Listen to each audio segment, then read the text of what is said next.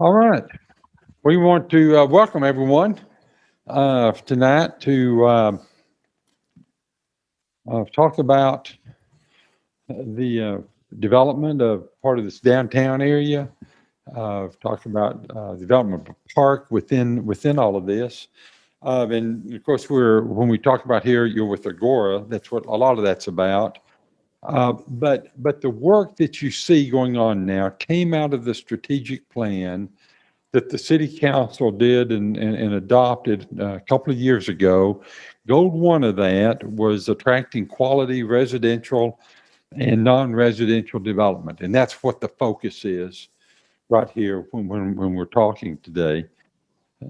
And within that context, the council created a tax increment financing district and a transit-oriented development district. And that's what's on the map here. The most significant feature of that, from my perspective, was that the county is signed on, has joined us in this effort, and it's the first time the county has participated in a tax increment district north of the lakes. So this is a significant event for us, and I think demonstrates how well the city council and the commissioners court is working in the development in some of these areas. So when we focus in on this transit development area, this is a concept plan that we have. It was developed as part of the development of the plan that we submitted for review by the county. And you'll notice that we have City Hall identified here on this kind of the south end, if you will. At the north end is NCTC.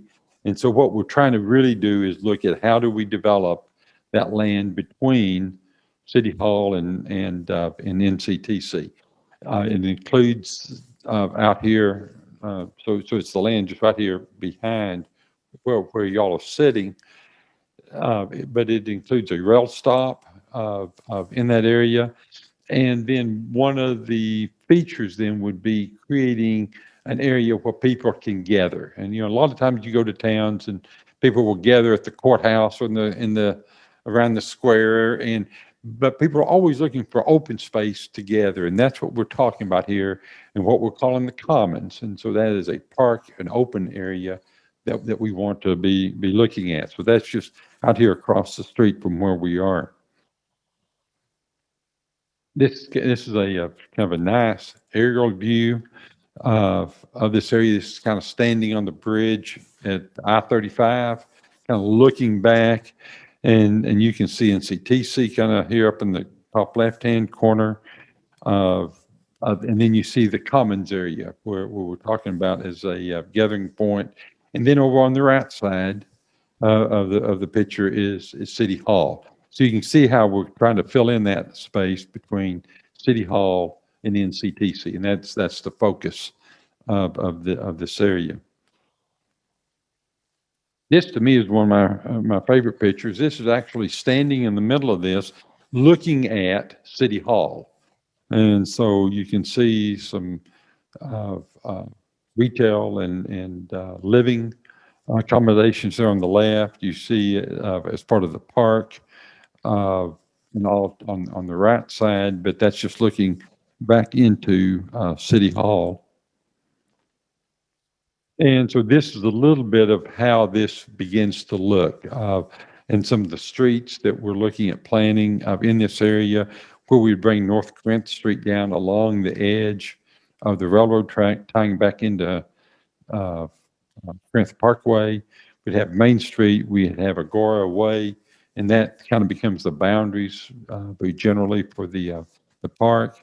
And then I'd be remiss if I didn't just make a comment that we would have a new street coming out of NCTC back to the frontage road, what we're calling NCTC Way. And what this design enables us to do is to eliminate that funky rail crossing at Walton and North Corinth Street. It makes it much safer in that area. But we can slide that to the north, gives us, the students and others a straight shot into NCTC. So we appreciate you being here tonight. What the conversation will be is how do we develop and what do we do within the commons?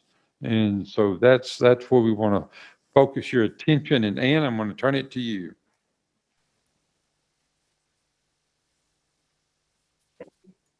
Thank you very much. Oops, let's see. There we go. Okay. Good evening. We are so excited to be here. My name is Ann Pedeswa, and I'm here with my colleagues, Mark Meyer, as well as Jonathan Dunbar and Ho Jun Wen. And there's a number of other people in our Dallas office who are also helping us with this project. We are with TBG Partners, and we are here to talk about, obviously, the Commons at the Agora. But who is TBG Partners? Where do we come from? Well, we're Texas born. We're based out of Austin. We actually are with the Dallas office, and we're a collection of over 100 landscape architects and planners that work with communities like yours to try to identify opportunities to galvanize communities, bring people together, create connections to improve the cultural or the community aspect of it between the people, to improve the environmental responsibility or sustainability of that community, as well as to improve the economic viability of the community. So we can not only have opportunities for you to gather and to create memories, but also to invite people in to share, as well as share in your economic trajectory, so to speak. So our concept, we ask a lot of questions when we go through the process of identifying partners in creating new vibrant spaces. And so we ask, some of those questions include, what if we can increase community engagement, social interaction, and creativity and town pride? And that's what we're here to talk to you about today. Bob showed some great imagery in his presentation, but the key thing to know is you are the creators of that imagery going forward. So by us gaining insight from each and every one of you, we will have the opportunity to translate your ideas and your thoughts into imagery and then ultimately physical spaces. So how we do that is through a very distinct process. Like I mentioned in the inception side, before we even move forward with the opportunity to work with Corinth, we actually came here, took a look at this site and said, is this a possible partner? Are they trying to do the right thing for their community?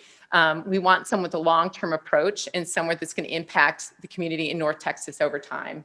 We go through a discovery process, not only in the inception, but also in the beginning of the process, once we get the opportunity to work with communities to look at, boots on the ground, what's happening, what are the communities around it. And we also look at the development. We also develop opportunities or develop schematic designs, give you options to look at so we can further refine and come up with a master plan and deliver that product to you. So right now, my colleague, Mark Meyer, is going to speak to you a little bit more in depth about the process. And so I'm going to let him go. He's going to start with site analysis. Thank you, Ann. Good evening, everybody. As Ann said, my name is Mark Meyer. Thrilled to be here. You guys have a great town, and we can't wait to participate with you guys on it and talk a little bit more about it. So what we're going to do today is not only are we going to talk about the site, but after that, we're going to have an interactive survey that Ann's going to lead us through in that process. So right now, as Ann and Bob both mentioned, we've been looking at this site, and as you guys went through the comp planning process, you guys were looking at this area sort of at about 30,000 feet up in the air. What we're going to do tonight during the site analysis is just go down a little bit more to understand what's the size, what's on this site. This is called analysis and discovery for us. So we really know what's here, just like you guys probably do because you see it every day. So there we go. With that, I think one of the things that we always want to do, we want to step back a little bit and we want to know a lot about the community and what are your goals and what are your beliefs with that, because that informs our design process of what could happen within this park. This slide right here just shows the park, as you can see, is basically in the middle of Corinth, which is really cool, right where City Hall is, right here. You have a lot of distinctive neighborhoods that are identified in yellow right here. And one of the things is that each one of them have a voice. And I know as you all as ambassadors, we want to start hearing those voices and those thoughts through this process so we can refine this park to be really based on you all. So as we drill down just a little bit more, the park side here is in green. It's approximately about 2 acres with that. Agora Way, which is the dashed dark line right above there, is a very critical road. It is the road that is the division between the park and the mixed-use development to the north. Agora Way is also the road that will lead to the new rail line, that, not the rail line, but the rail stop that is envisioned on the rail line right there, and will also be future mixed-use development on the other side. So it's very important. You can also see where City Hall is. What's really interesting, sitting here and standing here in council chambers, you can actually see right out the doors and right to that park. So very few times do we ever get to work in a city where that relationship is so strong. So that's something that we really want to be able to work with and talk about. Now, what we're going to do is we're going to even drill in a little bit more on the site right here. The site itself, the park area, is the area that is ringed in red and goes inside of that area right there. It's roughly 2 acres. As you guys know, and you've seen it, there's a very substantial tree corridor that goes through the middle of that park. And that's really exciting to us. We hope it's exciting to you. Many times when we're working on a park like this, it's actually either a parking lot or it's a big grass field and there's nothing there. You guys have great natural abilities through there. And you can start to see that on the pictures on the left-hand side on view B. You can start just to see how large the cedar elms and the post oaks are in that area in relationship to everybody.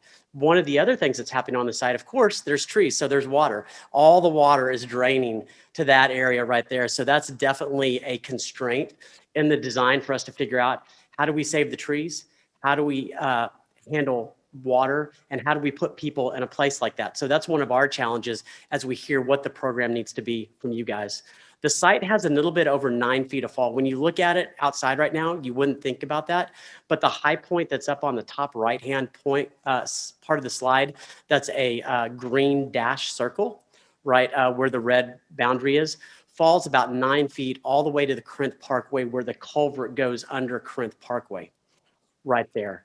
Some of the other relationships that we're studying right now, Corinth Parkway itself, it's a busy street. You have a lot of morning, afternoon, and evening traffic of people going from their neighborhoods to work and vice versa. One of the things in the design that we're going to ask you guys questions of and we have to be critical of is, what is that edge? Because we're going to be inviting residents, kids, families to this area. That's something we need to be very sensitive of how we engage that or how we do not engage that from a safety aspect within the design itself. We'll go to the next one here. Just a few pictures. 3 big takeaways really right now. Existing trees on site, we've talked about those. It's a great opportunity as to figure out how do we engage people in those trees, underneath those trees, provide shade for the user.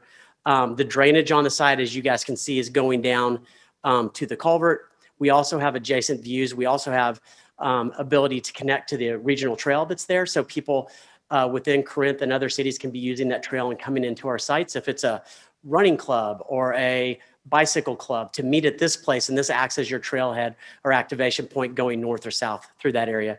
And then lastly, of course, is the view to City Hall. We've got to figure out a way of how to capitalize on that. So when you're either at City Hall or you're in the park, it's very evident of the relationship between that and the residents right there. So one of the other things that we've done is a little bit of project research, and it was actually really fun. City staff went with us for an entire day, and what we started to do was really start to look at some of the other parks or city parks that other cities and other private developers have created. And it wasn't to copy them or emulate them. It was really to understand, what are they doing? How can we do it differently? And how can we be unique to Corinth? But it was very eye-opening to see what other people were doing and get that experience for that. I think with that, what I'm going to do now, as we've gotten into project research, we also have a set of architects that have been helping us on this project. Their name is Architects.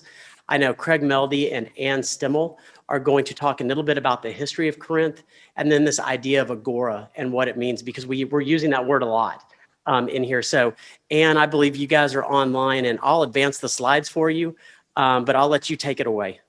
Great, thank you. Yeah, as Mark said, my name is Ann Stimmel. I'm a project architect with Architects, and we've teamed up with TBG to help design the architectural elements on the site. We had the opportunity to help with this research effort, and one of the steps we took is we wanted to know the history of your community. And I love doing this part of it. It helps me understand where you guys come from. So one of the things that we learned is that you were originally a part of the Peters colony. It was settled by W.S. Peters and Associates, and they formed a company called the Texas Immigration and Land Company. So this whole area was settled by this company. You later were incorporated in 1846 into Denton County. And in 1880, the Dallas and Wichita Railroad came through and named Corinth as one of your stops. So that's where you got your name. If you hadn't read the Corinth Yesterday and Today, a brief history of our town is on your website. And then in 1960 is when Mr. Bloodworth and some of the other citizens in the community came together and incorporated a 2-mile square of land to create Corinth, Texas. What I found interesting was how passionate these citizens were. They all came together and they met in each other's homes, and they held council meetings and elections until the first City Hall was built in 1977. On the next slide, we started researching what the ancient Agora was. So with the name being Agora, and how does that relate to what you guys are incorporating into Corinth? So we started looking at what the guiding principles of the ancient Agora was. And one of the things that we found was the definition, a place of gathering for its citizens. And that's such a driving factor for this. You are creating a place of gather for your citizens. It has a central open space that's surrounded by a stoa, and that would front commercial and government buildings. And with the mixed use development, you are creating your own stoa, and you're anchoring the park by it facing City Hall. It was the birthplace of democracy. I thought that was really interesting. Again, having your City Hall anchor the park at the one end really emphasizes what Agora means. And it was a single place where education and politics and religion and philosophy and art and athletics all kind of came together. It was the first type of plaza of gathering. And the Greeks really responded architecturally to this by defining this as a central location for all to come. And so we started looking at, well, that's what the ancient Agora was, but what does it look like in modern times today?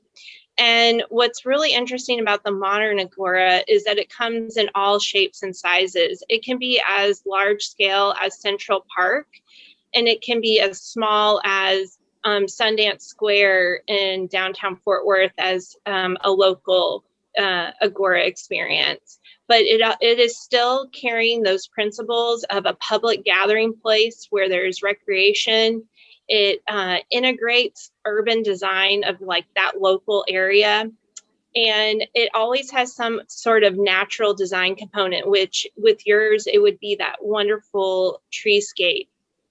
And it also is a place where several different activities are occurring at once. So we'll be talking to you guys about what do you envision for your space? What activities do you want to have at your park?